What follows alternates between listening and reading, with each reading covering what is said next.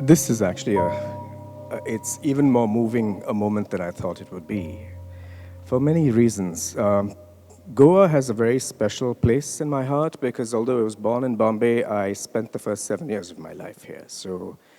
And that was at a point when the Portuguese had been gone only about a decade. So the cultural textures of Goa were very special. There was a particular kind of Indo-Lusitanian culture, a certain mix of defensiveness and openness, and following that cultural trajectory has just been a very special experience for me. And to be here in the Church of Santa Monica is really a blessing.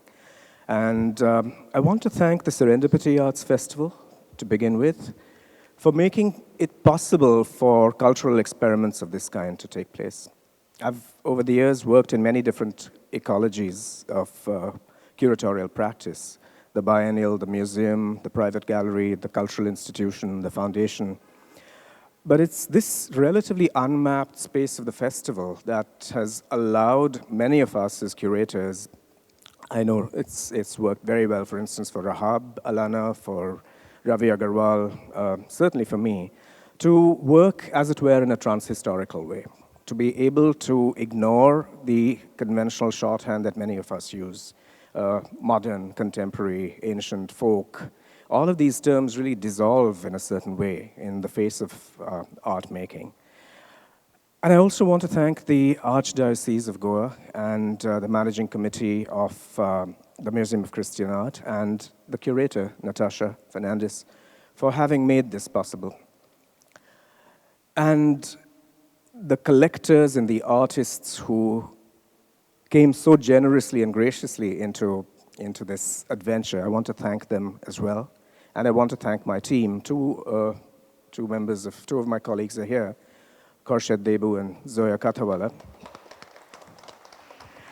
The others have left, but I want to thank them for being so intellectually engaged with the project, so physically tireless, and so unflappable. Because as we all know, curatorial projects have their sine wave of ups and downs, but it's all worked out marvelously. And before we turn to the conversation with Paul, I just want to briefly say that it's been also both a challenge and as I said, an adventure to have this two-part exhibition here at the Church of Santa Monica and at the Adil Shah Palace. We've brought together over 200 artifacts of different kinds, projects, and what you see here, for instance, is about 43 objects of all kinds, and they are laden with an incredibly auratic value for me. The Issanama, which is here, is the project that we will discuss. To me, it represents what this exhibition is, if you will, about. It represents the spirit of Indian culture at its best, at its most productive. And this is something we wanted to signalize and underline at a time when religion has become weaponized into an instrument of difference, as something that polarizes and divides people, and that becomes a venue for violence. That is not why this republic was founded in 1947. The values of this republic have always emphasized mutuality, understanding, diversity. And whilst all of this sounds, so to speak, like platitudes, the fact is that those platitudes are what have enabled us to live with so many differences and to work across and with differences. So that is what the exhibition, in brief, is based on. And the Issanama really shines forth as an example of how one can transmute all kinds of dissimilar cultural materials into something that is glowing, that is luminous, that's marvelous. And also, there's a very particular connection between Mughal art and the story of the Bible and the spread of Christianity, because the very first biography of Jesus, in a modern sense, that was ever written was not written in a Levantine or a European language. It was not written for Levantine or European readers. And it was written in Persian. It was written by Maulana Lahori and Javier for Akbar, for the Emperor Akbar. And it was called the Mirat al-Quds. So that's the very first biography ever written of Jesus.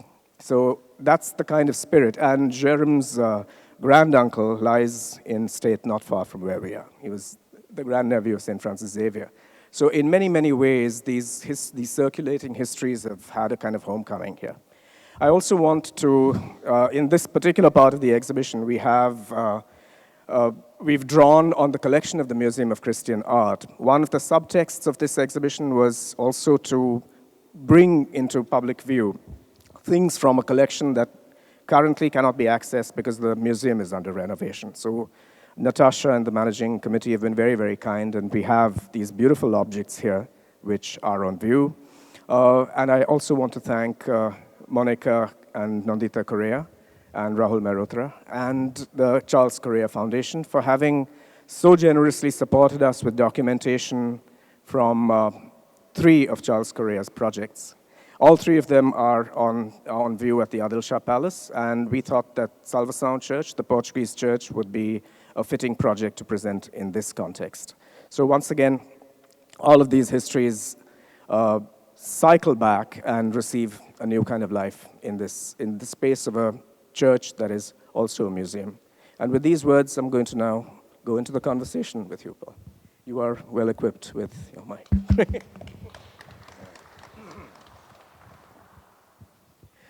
Paul, could I invite you to tell us about the journey that led you to the Issanama? Oh, it's interesting. Before I start, thank you for the lovely introduction. I think it sets things in context. Thank you to the teams that have worked to bring and make this happen. Museum of Christian Art, Sarmaya, your team, Serendipity. This journey is, it's got roots in a few things, mainly my ethnic origin. I am from Kerala. I belong to a community that migrated out of southern Turkey and settled in Kerala, and they're called the Canaanites. And we found Kerala as good as any home. So that was one. The other thing was that, this whole thing of syncretic India, bringing together cultures as represented in multiple genres of art. And the third thing was this whole personal journey of faith for me, where Jesus as a personality, every time we subscribe to that philosophy of divinity associated with Jesus, we sometimes forget the human aspects of Jesus, which are quite evident in many of these works. And it was the bringing together of these 3 that essentially, for me, constituted this Issanama project. And the nice thing about this project is, in some ways, it also revived the concept of the patron and the artist, that relationship. In India, as you all know, there is no dearth of culture, craftsmanship, artistry, but in many places it's getting lost for want of patronage and innovation and experimentation and the ability for the artist to take the necessary risks. So in many ways, this was also about letting Manish Soni, the artist, he should be here. Manish? Not yet? On his way? Okay. He'll be here shortly. He's driven down from Bhilwara, so must be a little tired or trying to figure this place out. So it was those many conversations and a long-term commission that gave him the security of experimentation and the ability to do and apply his vision to making Issanama happen along with me. So I think it's a bit of all 4. Let me draw you out on each of these four impulses. When you look at the work, for instance, when I first saw these 12, which are actually the first 12 of a 24-part series, what amazed me is the way in which, for one, Manish comes, of course, as you all know, from an illustrious lineage. He's Badrilal Chitrakar's grandson. So he brought to this his knowledge of his own Rajasthani idioms. But what came from you was the larger context, the theology. But also I noticed, for instance, if you look at the Last Supper, it's clearly a homage to Nansuk. So there's a reference to Pahari work, there's a reference, of course, to Rajput miniatures, there's the Hamzanama, which is a central point of reference. So could you say more about the back and forth, the conversation between you and Manish in this kind of artisanal, hands-on way? So, it just goes back a little bit in terms of the history of Christianity in India. Again, the patron saint of India is supposed to be St. Thomas, who came to India in 52 AD. And if you look at, the hierarchy, if you may call it, Christianity in Kerala used to report in terms of the hierarchy, into a place called Rivat Shahar, which is in present-day Iran, which used to report in turn to the Catholicos, who used to sit in Seleucia Ctesiphon, which is the capital of the Persian Empire near present-day Baghdad, who in turn reported to the Patriarch, who sat in Antioch. So in every way, the idiom was Eastern. It was as if Christianity, had it not suddenly got Western patronage because of the conversion of the Roman emperor to Christianity, it might just have been an Eastern religion in many ways. So that was one aspect of that. And to me, if I actually, like Al-Baruni or someone did, sat on a donkey and, traveled all the way from present-day Palmyra, Edessa, and Sanli Urfa, which is the place where we guys came from, and we traveled down, you'd probably see what is primarily a Indo-Persian visual narrative. And every representation here tries to capture that Indo-Persian narrative. And then we looked around for what might just be an ideal basis or oeuvre of work to draw inspiration from. And the Hamzanama came to mind. And Hamzanama, as all of you know, was originally a set of stories collated by Muhammad of Ghazni, and then subsequently Hamza was the uncle of the Prophet Muhammad, and these were stories a bit like Arabian Nights. These were stories about Hamza's wonderful adventures. And then Akbar, in his court, decided that he needed to have a visual representation done.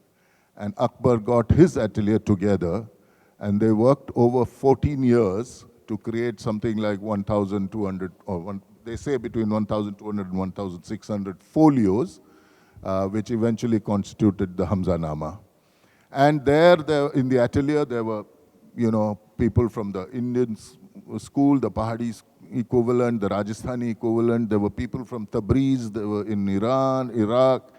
So the atelier itself was a syncretic mix of, cultures and styles of work. So when I looked around, I thought that there could be no one better than Manish to, do this, and convert this vision into reality. His family is, highly regarded. His grandfather is considered probably one of the finest proponents of the miniature tradition. And we started the conversation, and he was really excited because there was a complete change in the idiom, right? And we used to actually read passages which denoted each episode shown there. And we have a further list which we are working on.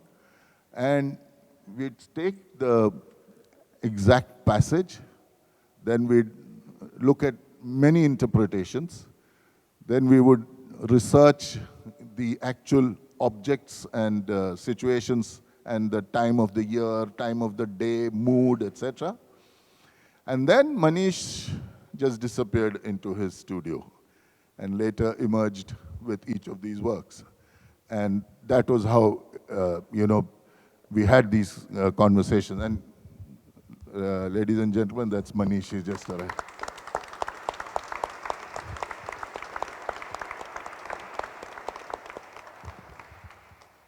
And we also decided that apart from presenting this in a visual narrative that we would have recognized had Christianity been Eastern in its, representation, so to speak, that we would also be true to the actual making of the paintings, which meant Manish actually creates each canvas. Manish actually creates all the paints from either, stones or vegetable dyes or, things which are as part of the original traditions of doing this. Even things like, creating the paste from wild onions boiled in to create the resin that sticks these canvases together. All of that. So there is this thing which is taking shape in this Indo-Persian tradition, allowing for the brief departures when he thinks a particular subject could be represented better or in a more contemporaneous way, as is the Last Supper there, and to do it in the traditional style. I was just thinking that as you've so marvelously and eloquently discussed the process and what's gone into the making of these works that are contemporary and yet drawing on the tradition, the way we've structured this exhibition also speaks to the contexts in which these kinds of experiments can take place. Because the Salvação Church in the late 70s and 80s also was, in one sense, a patronal, it was an act of patronal generosity. I mean, of course, it was the church that was the client, but it was really Charles Correa who invited various artists and commissioned them to make works for the church. So what you see there also is, for instance, stained glass work by M.F. Hussain. There are paintings at the altar by Anjalila Menon and Janine Mongila, who unfortunately is not at all remembered. If she's thought of as the wife of S.H. Raza. But Janine was a marvelous, marvelous artist. And Chinu Nandita told me that she had been invited by Charles Correa to create the altar. Many of these marvelous ideas did not come to fruition or came to fruition against resistance because the parishioners were not ready for this. And in a strange way, I mean, they so conditioned were they by a kind of Caucasian sense of what the Holy Family should look like, for instance, that there was a strong resistance to any kind of iconography that made things more local, that situated it here. So that's one of the trajectories that we're looking at here. For instance, also the work by Angelo da Fonseca, who paid a heavy price for Indianizing iconography at a time when this was not current, and also against the Salazar dictatorship and its cultural values. So that's another of the threads that runs through this. What is the appropriate iconography for Christianity? And you've talked about this, the reclamation of that iconography through this kind of optic. But could you tell us more about the conversations that you and Manish have? How does it, I know this sounds very practical and artisanal, but there's something magical about transmitting a text. Do you discuss passages from the Synoptic Gospels, from John? How does it work? Yeah, absolutely. So, like I said, it's a process. So the literal passage is picked up. The reason that they have differences also has been discussed, because for Manish, this world of the Bible and Jesus was completely new. To today he reads up more and then calls me in the night and says, hey, listen, you think that event happened in the afternoon or late evening? Because accordingly, the background to the work will change. But more importantly, I think, and I'm sitting in Goa saying this, and I'm a Roman Catholic, but Dom Menezes, the Archbishop of Goa, actually came to Kerala, and in 1599, got all the churches of Kerala to bring in every book, document, whatever, and in the church of Udayamberur, which is not too far from Kochi, actually lit a bonfire, saying, all you guys are heathens, you must switch allegiance to the Pope from the Patriarch of Antioch. And that happened. It happened in 1599, and the entire reporting chain, so to speak, switched to the Pope. Then in 1653, a group of people said, to put it very bluntly, that we've been had, and we want to switch back. But there was a whole bunch who said, no, it's okay now, after all, at the end of the day, being Christian is about Jesus and the equation with us. All these little divisions don't matter. So literally down the middle, and those guys went off back to Antioch and asked the Patriarch to nominate a new bishop for Kerala. And that started the Jacobite Church. So the Catholic Church and the Jacobite Church became the two pillars of Christianity in Kerala, starting 1653. And it's interesting because the Catholic Church that remained continued to worship in the Eastern tradition. Even till the 50s, the books were in Syriac in the church. And therefore that connection, the Eastern connection, stayed strong despite the shift to papal Catholicism.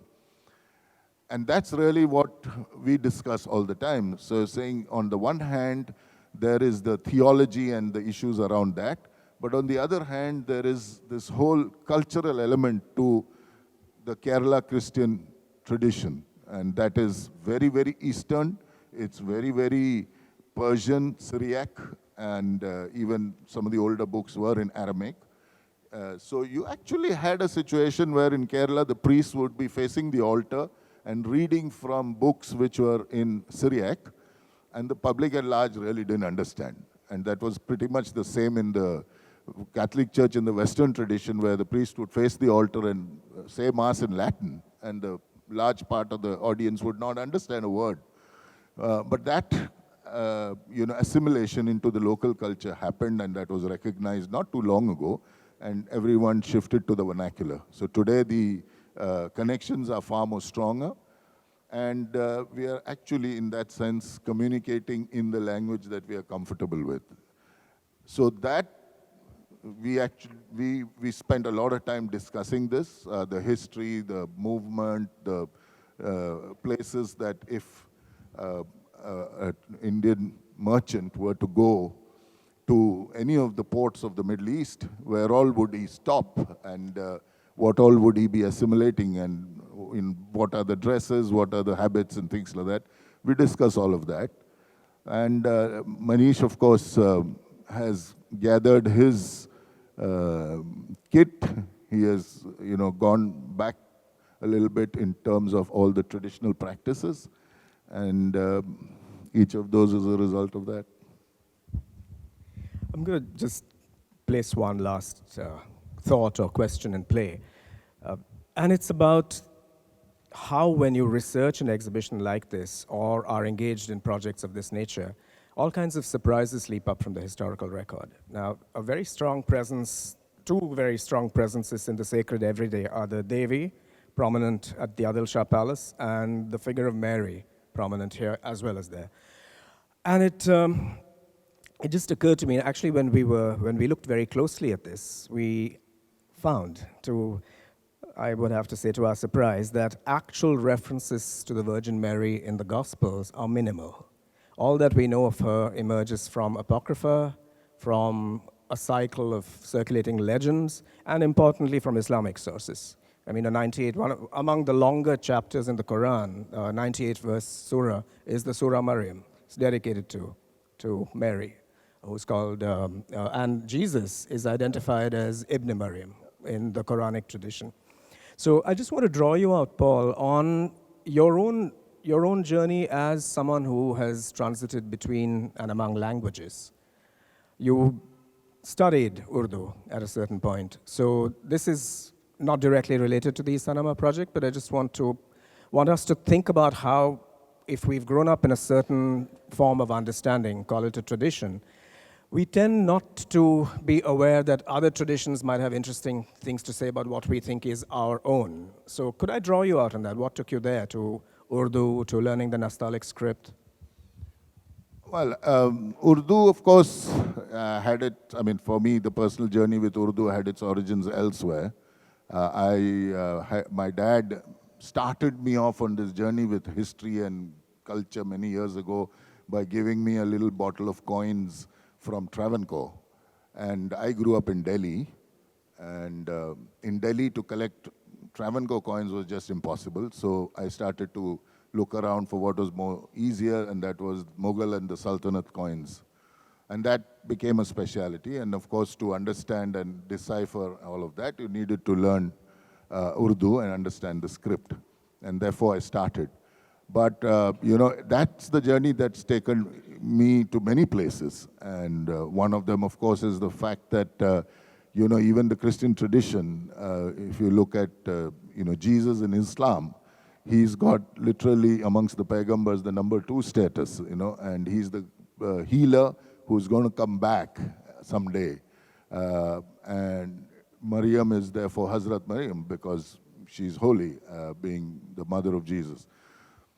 But in terms of, if you go to Kerala or even in Goa or wherever, we see so much of the local culture embedded, whether it's the dress. I can say that in Kerala we used to, the ladies used to wear mundan chattai, which is, as traditional as it gets, irrespective of the religion. In fact, the sari was the common, item of ladies' wear across religions. Today, you actually see, bits and pieces of, identity-related dress creeping back in. But in the past, it was completely fungible. You could, if somebody was walking on the road visually, you could not make out who they were. And today, unfortunately, some of that has crept back in. This, hopefully, is one exercise to tell people that syncretism is in our blood. We draw from every culture, and we contribute to every culture. And to me personally, one of the issues about this is that how long does it take for a so-called alien to assimilate into the local, environment? So, because if I have been here for almost 2,000 years, am I Indian or am I still alien and foreign? And some of these debates go on. I remember I had a conversation with a gentleman in Delhi who said that, you guys from the south, for you, everything is easy because all these things came as trade-related movements and adoptions. But in the north, it was all, the invader. And before we would settle, the next invasion would come. So the way we look at that is very different from what you guys look at it. So that was one logic that was thrown at me. But ultimately, I think that, we must not carry these things. I mean, it's something that you wish, but doesn't necessarily happen, but keep plugging away at it, that I am Indian. I don't care what my dispensation is, I'm Indian. Seems like a good way to segue into questions.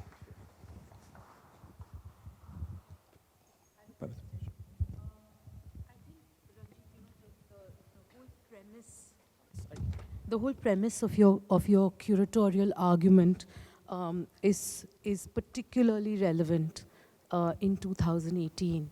And I think what I would love to hear you elaborate on, because obviously that's something that at Sarmaya is something we talk about, is the relevance of art as a political argument.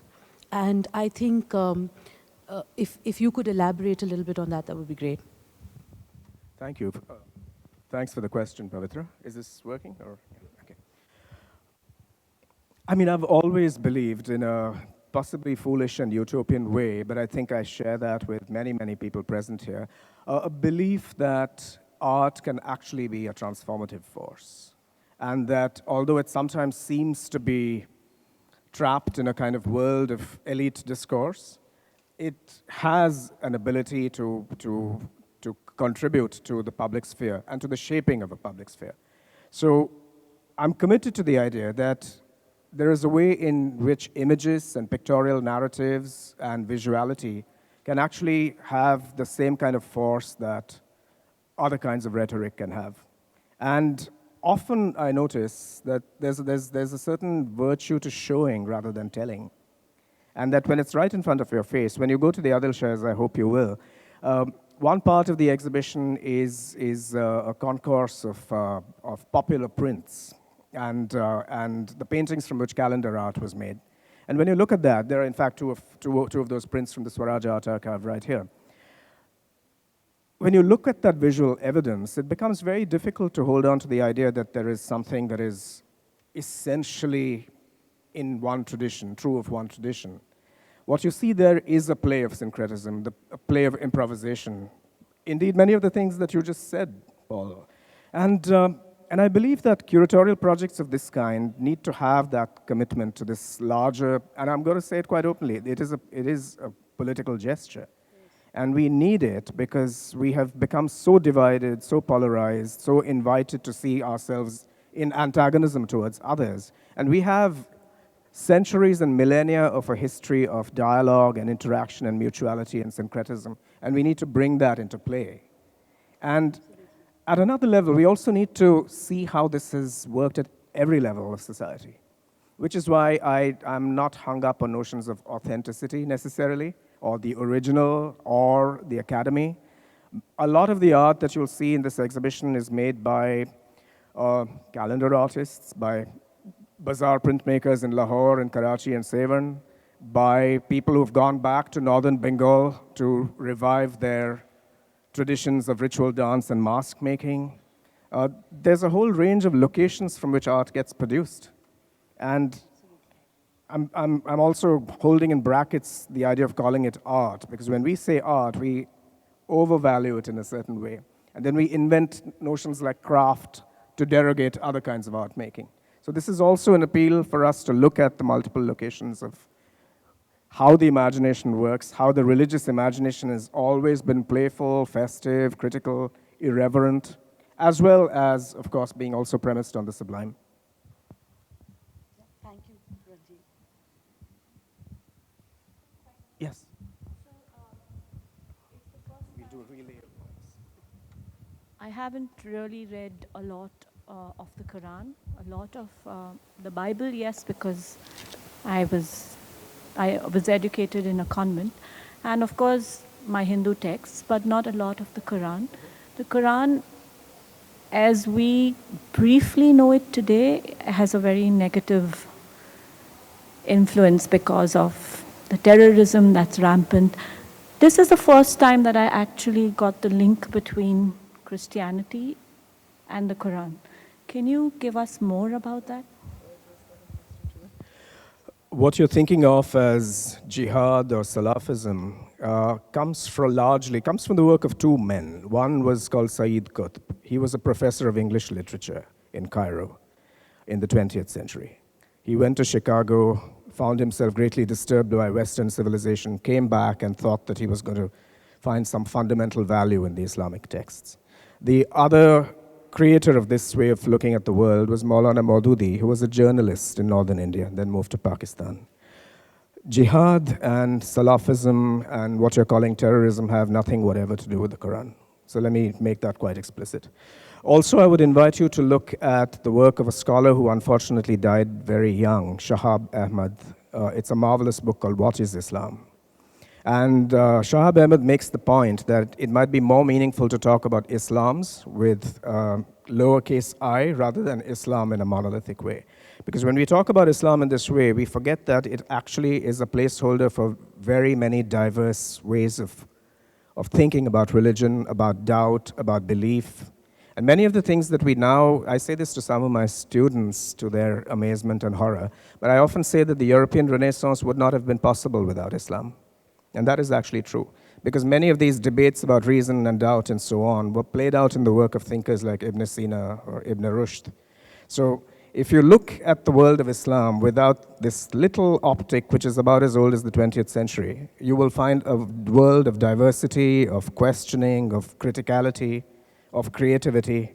I think we've all held ourselves hostage to these limited notions. So that's how I would. And there's also many different ways of looking at Islamic texts. There's a spirit of ijtihad, which is criticality. So if you look back at these texts through that optic, you will actually find different kinds of meaning. Not only the meaning that some people tell you is there when they haven't read the book itself. Paul? I think I entirely agree with what Ranjit just said. And even at a practical level, if you look at what actually happened in the Indian context, a lot of the Mughal emperors, if you actually started to see the genetic, makeup, were more Hindu probably than Turkey, Mongol, what they were supposed to be, right? So they had all Hindu mothers. So over the years, their genetic makeup would most certainly have been tilted towards, whatever you wish to say in terms of the Indian context, an Indian element. If you look at some of the great kings of the Deccan, people who have set up, large cities for poets and, patronizing the arts, some of them would actually, Islamic kings would start whenever they did any public exercise with an invocation to Lord Ganesha, So I think,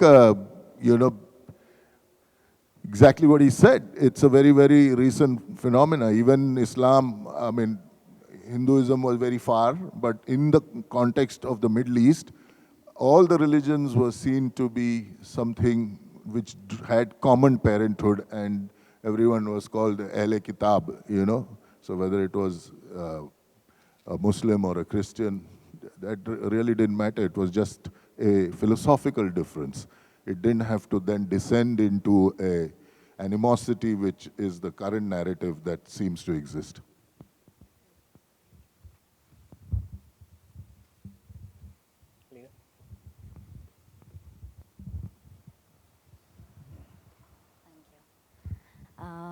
Hi, Ranjit, and I'd like to actually ask a little more about what you said about these surprises that come out. And maybe if you and Mr. Paul perhaps could elaborate a little bit, and maybe also in the context, not only in the context of this exhibition, but also does it always come out of written and recorded histories, or also encounters with oral histories and things like that? So that's what I'd like to know.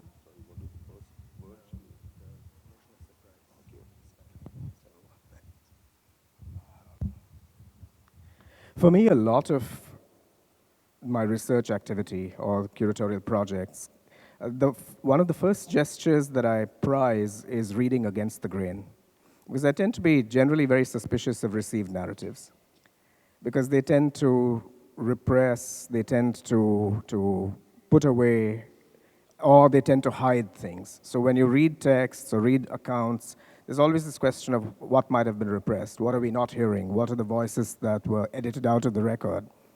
And this is a metaphor for me, but it's also a great actuality. When you're sitting in an archive, if you're looking at an accession register, for instance, one of the things we did whilst researching this exhibition was to look at the accession registers of the Goa State Museum, which has 8,000 objects, but which, as many of you know, is in dire shape today and in need of help. It's potentially a glorious institution, the manuscripts, the objects that they have there. But when you read the accession registers, you're also looking in those numerals and brief descriptions. You're also looking at the rise and fall of great families, how things get put out in public space, how do they go into a museum, what happens when people migrate and dump their grandparents' collections, what happens to manuscripts, how does the astrological chart land up next to the village guardian. These are surprises, and they also encode a whole series of histories. Read baptismal records in Goa. You will find how people transit from one religion to another, why they do so, what happens to land, what happens to the comunidad, how do people preserve allegiances, how were they encouraged not to preserve allegiances. This is one of the examples of what I have. So for me, we often see history as a continuum, but it's a highly ruptured and punctuated continuum. Yeah? So when I say surprises, this is what I mean. And as I speak, I'm aware of how this moment that we all share in this room is incredibly special. Because much that happened in Goa is pegged back to 1492, to the Reconquista, to that trajectory in history. What we've talked about and the way in which we've talked about it today speaks of the 800 years in Iberia before 1492. It speaks of Al-Andalus and the Convivencia. It speaks of how you could have a society in which Christians, Jews, and Muslims, despite their differences, actually achieved some way of living together. No one is arguing that there was no conflict. But the point is that there were ways of dealing with conflict and to work together despite conflict. Yeah? So when I say surprises in the research record or in curatorial practice, this is what I mean. And you find many of these things when you look closely. So to me, that kind of attentiveness is integral to curatorial work. Just a small aside in terms of, for example, if you look at the Temptation on the Mount, the painting in the far corner there, it draws obviously on the connections that existed mainly because of trade, I suppose. The Silk Route.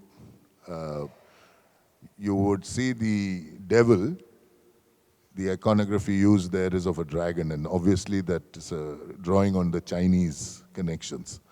So that element of surprise also does come in, because when you're talking of an atelier in those days, you're talking of people who have traversed thousands of kilometers to be participating. Then I'm sure they had discussions about how should we represent something. And maybe even the patron had a role to play in terms of taking a call. But there would have been debates about iconography of just about everything and how to, represent it. So I think that also is the surprise that comes out of the connections which existed for millennia. If I may just ask a second question, sorry, Abhishek, to elaborate on that point. This is a very interesting idea, this taking a call. And I think it would be wonderful, Paul, if you could perhaps share a little bit about how you decide. The Bible has so many stories, and it's anecdotal, and it's allegorical, it's metaphorical. How do you decide which stories tell a narrative, is the first part.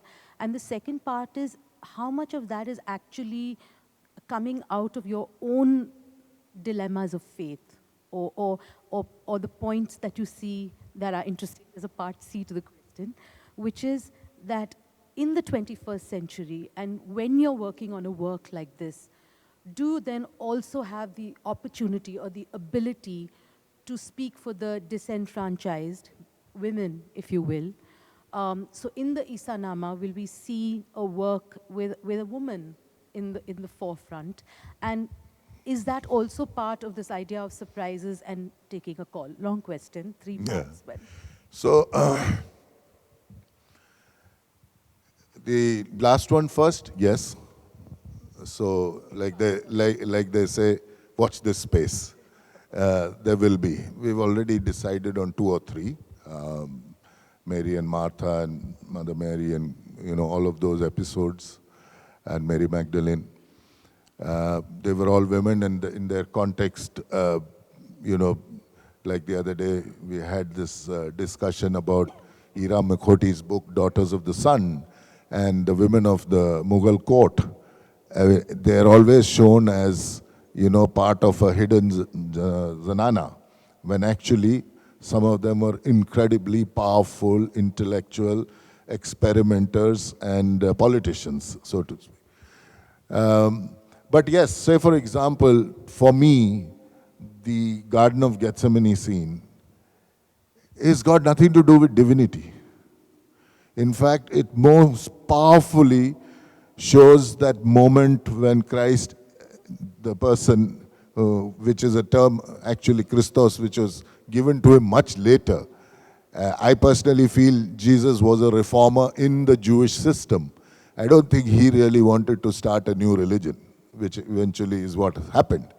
But in Gethsemane, he's as human as you can be.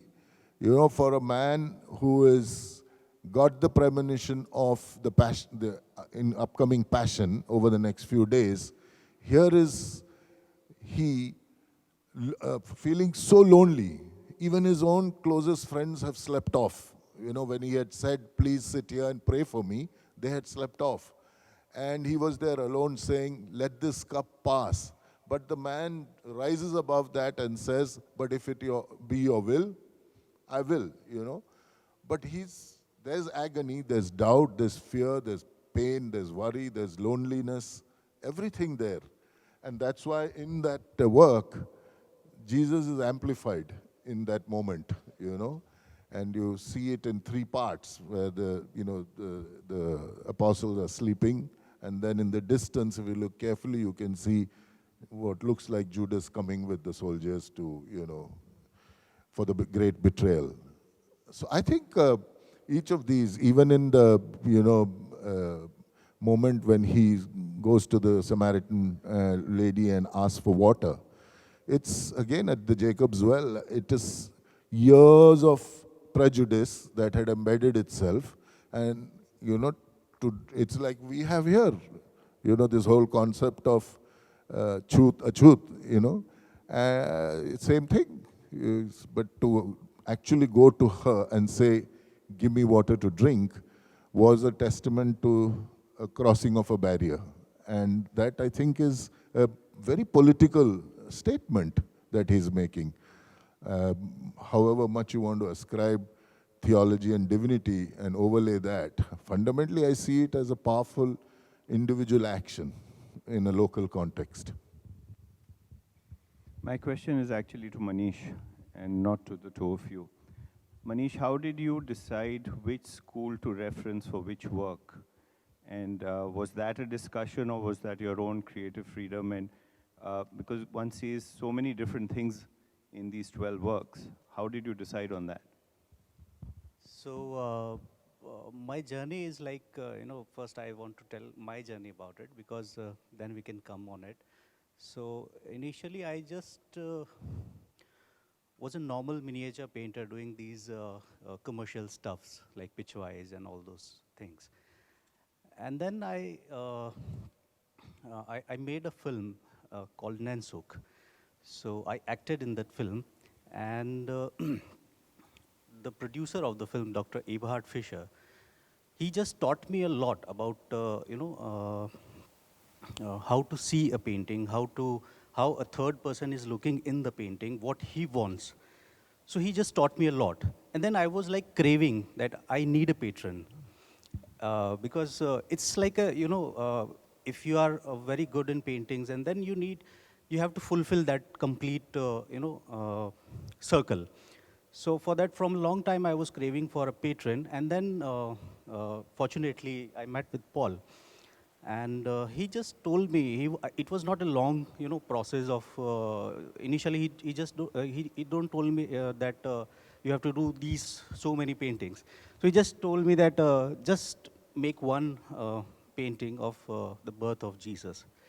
And it took me around 8 months, because I was not so, I was not like, in that particular first painting, I don't share a lot long talks with Paul. But yeah, in fragments we just talked about what was, and I just Googled also and did the first painting. And then when I approached Paul, and then when he sees the painting, and then he discussed a lot. So, so this second discussion was very important for me. When he just told me, then I felt like, yes, this is now going to be very nice. And then, so this actually works very well. So that's it. I think, yeah. You know, I'd had this discussion with your grandfather in the 80s. Really?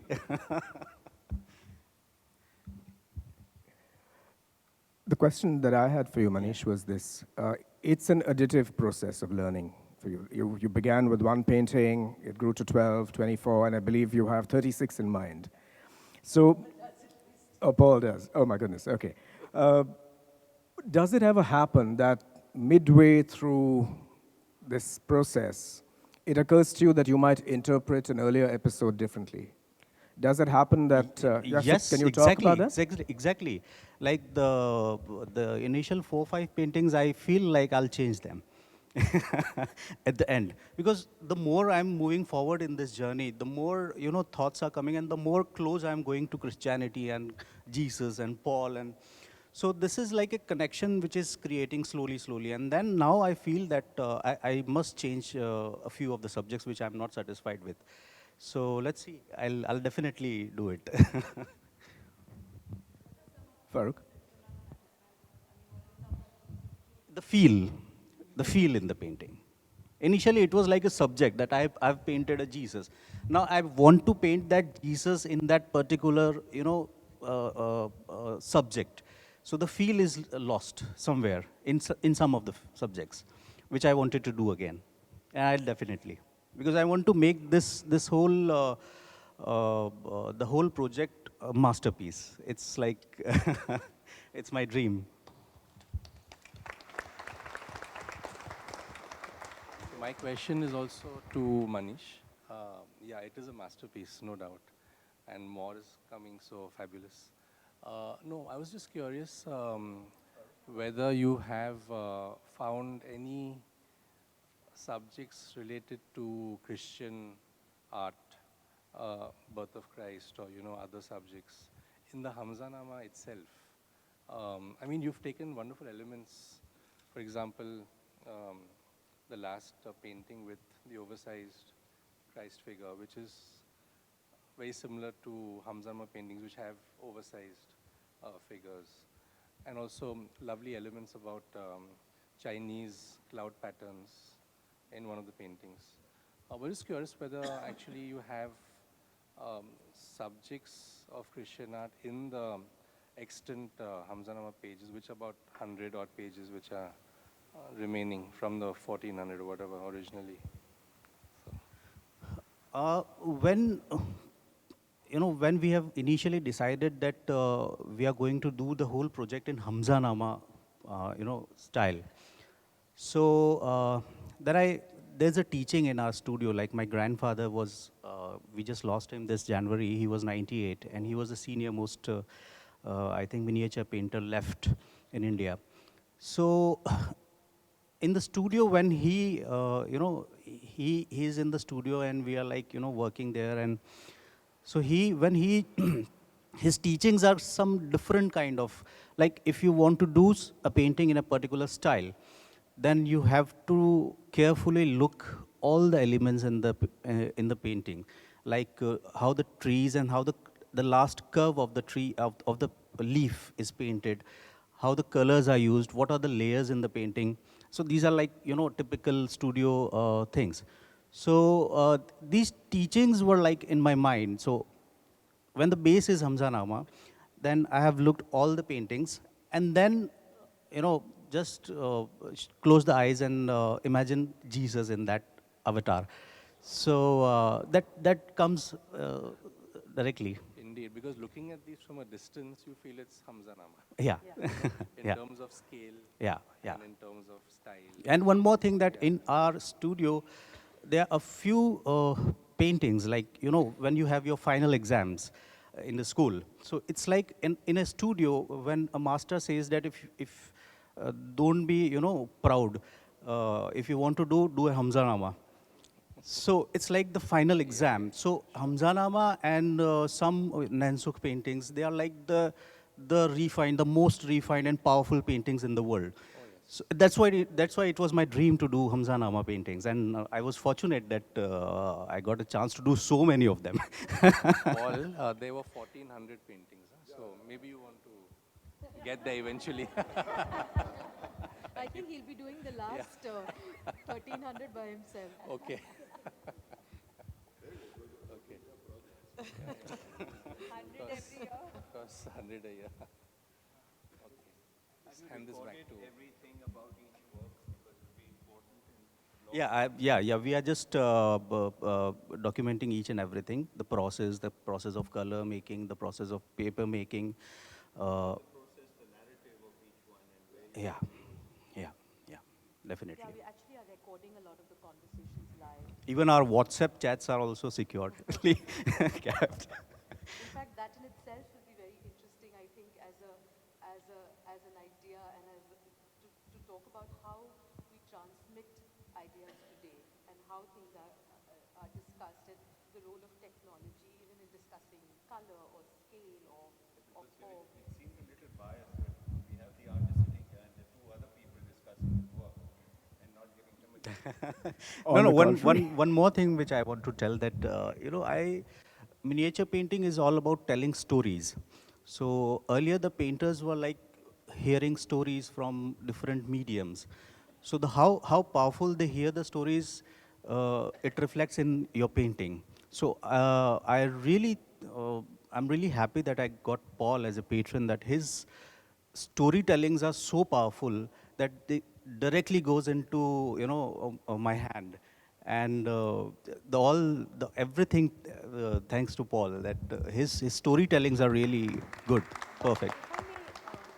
If you don't mind, if I may address your point about why they are in conversation. If you look at the... No, I know, I absolutely. But there's a reason why we sort of collectively felt this is one way to tell the story. Because if you look at the miniature tradition itself, it is very different from other traditions of art in that it is to some extent propaganda. So the famous painting of Jahangir and the Shah, it is a story told from a point of view. And there are really two creative minds working here. There's one person who's choosing the perspective of the idea, and there's one person who's choosing the perspective of the visual narrative. And I think that's why both these stories are so powerful, and that's why in different spaces we try to address these two things and how they come together and how that's what makes the tradition what it is.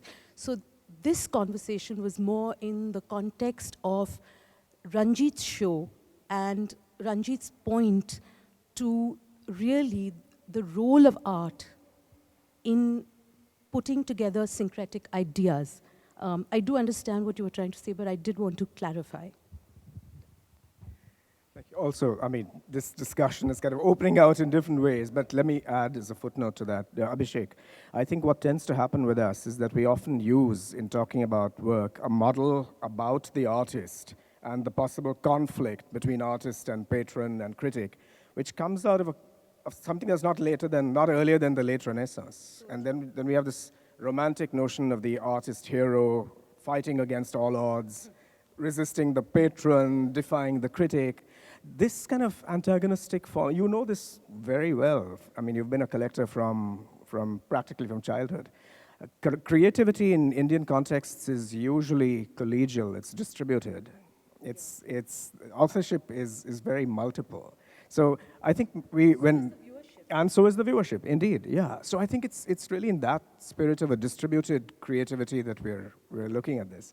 not an attempt to, in any way, suppress the voice of the artist. But this sort of brings us around. Although we're in this atmosphere of the perennial and the eternal, we're still bound by mortal time.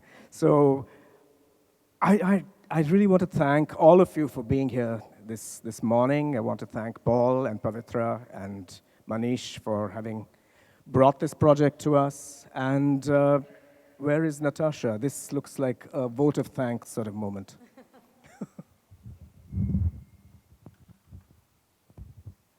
Thank you. I think we all had a very engaging time here discussing the Issanama with Paul and Ranjit and with the artist Manish Soni.